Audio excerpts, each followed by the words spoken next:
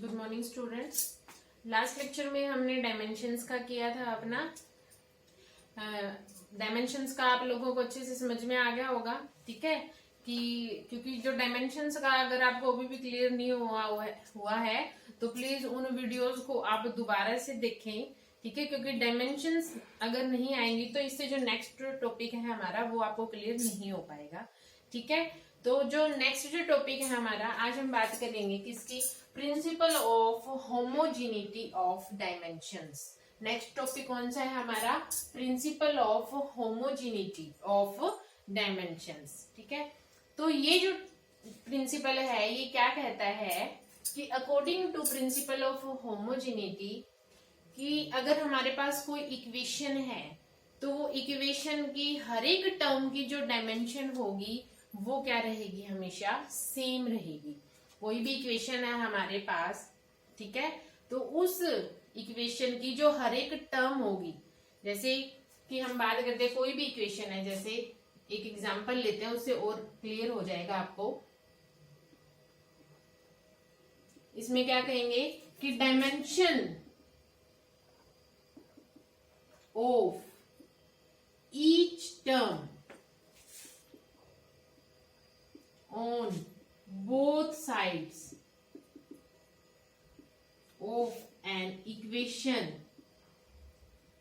is same। Dimensions होंगी जो हर एक टर्म की, कोई इक्वेशन है उनकी बोथ साइड्स की जो टर्म्स हैं उनकी जो डायमेंशन होगी वो क्या रहेगी, सेम रहेगी, according to the principle of, according to this principle. क्या होगा कि जो डायमेंशन होगी हर एक टर्म की of on both sides of an equation is same. जैसे एग्जांपल लेते हैं कि हमें कोई इक्वेशन दे दी गई, क्या कि s is equal to u t plus half a t square. ये कोई इक्वेशन दी गई है। पेपर में क्वेश्चन भी आता है जैसे यहां से कि कोई इक्वेशन दे दी गई और हमसे पूछा गया कि इस इक्वेशन में जो प्रिंसिपल ऑफ होमोजेनिटी है वो फॉलो करता है या नहीं करता, ठीक है। तो उस चीज को प्रूफ करने के लिए हमें क्या करना पड़ेगा अब, कि हर एक टर्म की डायमेंशन निकालेंगे हम। जैसे ये इक्वेशन है ना, इसके दोनों साइड्स की जो भी टर्म्स होंगी उनकी डायमेंशन निकाल लेंगे। अगर वो डायमेंशन सेम है हमारी तो हम क्या कहेंगे कि ये इक्वेशन है वो प्रिंसिपल ऑफ होमोजेनिटी को फॉलो करता है, अदरवाइज वो फॉलो नहीं करता, ठीक है। तो सबसे पहले ये देखेंगे टर्म्स है ये क्या क्या है हमारे, जैसे एस है, एस है क्या, डिस्प्लेसमेंट, यू क्या है, वेलोसिटी, ठीक है, टी क्या है, टाइम, 1/2 क्या है, एक कांस्टेंट है, ए स्टैंड फॉर एक्सीलरेशन और टी अभी बताया जैसे तुम्हें टाइम होगा, ठीक है। अब सबसे पहले हम जैसे लेफ्ट हैंड साइड ले लेते हैं, हमारे लेफ्ट हैंड साइड में क्या दिया हुआ है, एस। एस क्या चीज है, डिस्प्लेसमेंट। अब क्या देखेंगे हम यहाँ पर कि एस की डिस्प्लेसमेंट क्या है, सॉरी एस जो डिस्प्लेसमेंट है इसकी डायमेंशन क्या है, इसकी डायमेंशन क्या होगी, m0 l1 t0। अब ये डायरेक्ट हमें पता होनी चाहिए ना कि डिस्प्लेसमेंट को किस में मेजर करते हैं, यूनिट क्या होगी उसकी, मीटर, और उसकी डायमेंशन क्या होगी, m0 l1 t0, ठीक है। देखिए लेफ्ट हैंड साइड में तो यही क्वांटिटी थी। अब हमारे पास है एक क्वांटिटी तो ut, दूसरी है हाफ ए टी स्क्वायर। अब इन दोनों टर्म्स की अलग अलग हम डायमेंशन निकाल लेंगे। लेफ्ट हैंड साइड की तो ये आ गई हमारे पास। राइट हैंड साइड में देखिए जो फर्स्ट टर्म है, फर्स्ट टर्म क्या है, u इंटू में t। u क्या बताया आप लोगों को, वेलोसिटी। वेलोसिटी की डायमेंशन अगर ध्यान हो आप लोगों को तो इसकी यूनिट होती है मीटर पर सेकेंड। मीटर पर सेकेंड होगी तो इसकी डायमेंशन क्या लिखेंगे, m0 l1 t-1, ठीक है। ये आ गई डायमेंशन किसकी, u की। मल्टीप्लाई बाय टी, टी मतलब टाइम, टाइम की डायमेंशन क्या होगी L0T1, M0L0T1। अब इनको मल्टीप्लाई कर देंगे। देखिए मल्टीप्लाई करने के लिए अब क्या होता है, देखो जब बेस सेम हो, ठीक है, तो पावर्स क्या हो जाती है, ऐड हो जाती हैं। तो सबसे पहले जैसे m की देखेंगे, m की पावर कितनी है 0, 0 प्लस 0 0। l की पावर अगर देखें यहाँ पर 1 है, यहाँ 0, 1 प्लस 0 1। t की पावर देखिए -1 प्लस 1 कितना हो गया 0, ठीक है। -1 के अंदर 1 ऐड करोगे क्या आ जाएगा, इस तरह से है ना, t की पावर -1 प्लस 1, क्योंकि जब बेस सेम रहेंगे इनके तो इनकी पावर्स है हमेशा जोड़ दी जाती है, तो वो कितना हो गया -1 प्लस 1 करोगे तो कितना आ गया 0। तो जो ut जो फर्स्ट टर्म है उसकी डायमेंशन क्या आई M0L1T0, ठीक है। ये देखो ये तो दोनों अभी तक सेम है। अब जो सेकेंड टर्म है हमारी वो और देखते हैं। इस टाइप के क्वेश्चंस आते हैं पेपर के अंदर, या तो पूछा जाता है क्वेश्चन यहाँ से कि प्रिंसिपल ऑफ होमोजेनिटी होता क्या है। 2 नंबर का क्वेश्चन यहाँ से भी बन सकता है, 4 नंबर का भी क्वेश्चन आ जाता है कि आपको ये पूछा जाएगा कि इसकी स्टेटमेंट क्या होगी प्रिंसिपल ऑफ होमोजेनिटी की, प्लस एक इस तरह से इक्वेशन दे दी जाएगी कि इसको चेकआउट कीजिए कि ये प्रिंसिपल ऑफ होमोजेनिटी को फॉलो करता है या नहीं करता, ठीक है। सेकेंड टर्म देखिए क्या है हमारे पास 1/2 AT²। अब देखो 1/2 तो क्या है, कांस्टेंट टर्म है, तो इसकी ना ही तो कोई यूनिट होगी ना ही कोई डायमेंशन होगी, इसलिए इसको छोड़ देते हैं। नेक्स्ट टर्म है हमारी A, एक्सीलरेशन। एक्सीलरेशन की डायमेंशन क्या होगी, यूनिट क्या होती है हमारी मीटर पर सेकेंड स्क्वायर, तो डायमेंशन आ जाएगी M0L1T-2, ठीक है। उसके बाद देखिए टी, टाइम।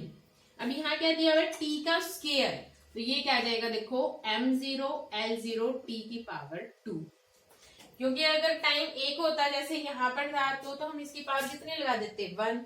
अब क्योंकि यहाँ पर क्या है t की पावर 2 है, तो हम क्या लिख देंगे M0L0T⁻²।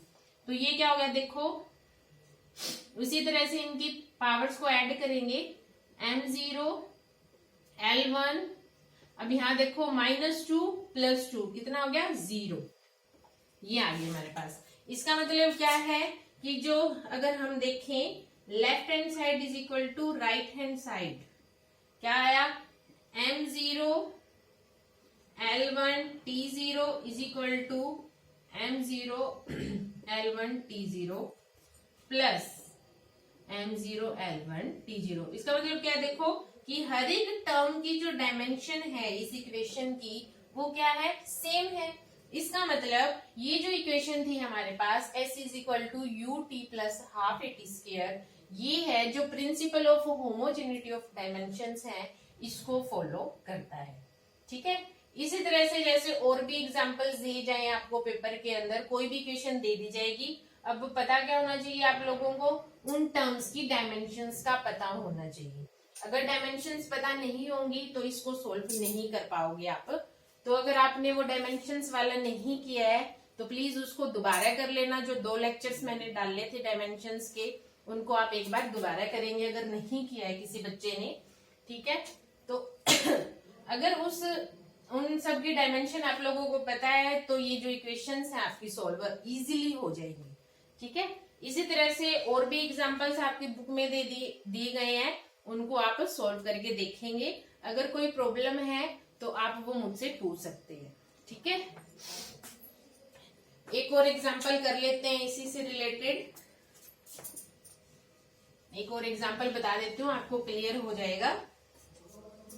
उसके बाद हम अपना नेक्स्ट टॉपिक करेंगे, वो भी इसी से ही रिलेटेड है। सेकंड एग्जांपल लेते हैं, अगर किसी बच्चे को नहीं समझ में आया तो इसमें देख लीजिएगा। जैसे एक सिंपल सा एग्जांपल लेती हूं मैं, आपने क्वेश्चन सुनी होगी F is equal to M into में A। F क्या है यहाँ पर फोर्स, मास एक्सीलरेशन। ठीक है, अब देखिए लेफ्ट हैंड साइड में फोर्स। फोर्स की डायमेंशन क्या होगी बताइए? m1l1t-2। अब ये डायमेंशन बच्चे आप लोगों को सबको याद होनी चाहिए। ठीक है, राइट हैंड साइड देखिए, m इंटू में a मास की डायमेंशन, ठीक है, m1l0t0 एक्सीलरेशन की t-2। ठीक है, तो ये क्या आएगा देखो, मल्टीप्लाई करेंगे तो पावर से ऐड हो जाएंगी, m1l1t-2। देखो दोनों टर्म की सेम है ना डायमेंशन, तो इसका मतलब क्या हुआ कि left hand side is equal to right hand side. इसका मतलब हर एक जो टर्म है हमारी उनकी डायमेंशंस क्या है? सेम है। तो इसका मतलब ये जो इक्वेशन है कौन सी? F is equal to ma, ये जो प्रिंसिपल ऑफ होमोजेनिटी है हमारा, इसको फॉलो करती है। ठीक है, इसी तरह से एग्जाम्स के अंदर क्वेश्चंस आएंगे आप लोगों के कि आपको स्टेटमेंट दे दी जाए या तो स्टेटमेंट पूछी जाएगी उसकी और प्लस एक एग्जाम्पल दे दिया जाएगा सोल्व करने के लिए। ठीक है,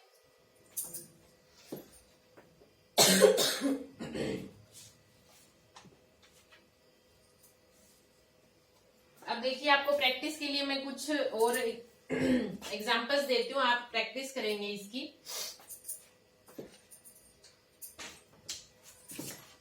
कुछ इक्वेशंस बताती हूँ मैं आप लोगों को। सॉरी, थोड़ी सी तबीयत खराब है आज मेरी।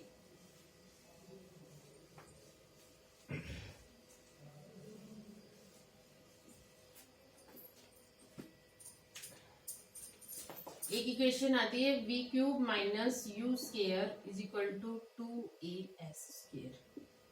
ये इक्वेशन आप सोल्व करेंगे। ठीक है, इस इक्वेशन को क्या करना है आपको कि ये इक्वेशन है वो principal of homogeneity of dimension को फॉलो करती है या नहीं करती, ये आप करके देखेंगे। और इससे पहले अगर डायमेंशंस का नहीं किया आप लोगों ने तो वो करेंगे। Okay, thank you.